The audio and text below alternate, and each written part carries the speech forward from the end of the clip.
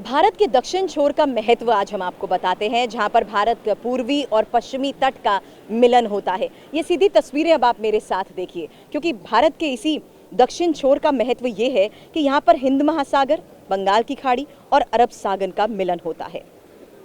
ये हिंद महासागर, बंगाल की खाड़ी और अरब सागर का मिलन बिंदु है जो इस वक्त आप देख रहे हैं। पर्यटक स्थल तो है ही, बड़ी तादाद में सैलानी यहाँ पर विवेकानंद मेमोरियल देखने के लिए भी आते हैं और उसकी तस्वीर भी अब आपको दिखा देती हूँ, क्योंकि समुद्र के बीचों बीच रॉक मेमोरियल पर ही ध्यानरत रहते हुए स्वामी विवेकानंद ने विकसित भारत का सपना देखा था और यहीं पर विवेकानंद ने भारत माता की परिकल्पना की।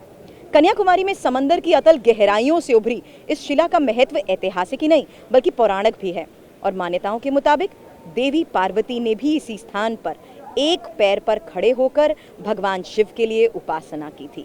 देवी पार्वती शिव के लिए यहीं पर प्रतीक्षारत रही। महत्व इस दक्षिण छोर का है, जहां पर इस वक्त आप देख रहे हैं कवि तिरुवल्लुवर की प्रतिमा। इसकी खासियत भी है, कन्याकुमारी का आध्यात्मिक महत्व भी है। कन्याकुमारी के बारे में मान्यता ये है कि यहाँ पर देवी पार्वती जो कन्याकुमारी रूप में विराजमान है, वो भगवान शिव की आज भी प्रतीक्षा कर रही हैं और धार्मिक मान्यताओं के अनुसार देवताओं ने बाणासुर के वध के लिए देवी का विवाह शिवजी से नहीं होने दिया था, क्योंकि बाणासुर को वरदान प्राप्त था कि उसका वध केवल कुंवारी कन्या के हाथों ही हो सकता है। इसलिए कहा यही जाता है कि यहाँ पर देवी का साक्षात निवास है और देवी के दर्शन के समस्त ही मनोकामना की सिद्धि भी यहाँ पर होती है। तो बहुत खास है भारत का ये दक्षिण छोर, जिसका पौराणिक महत्व भी है और धार्मिक महत्व भी।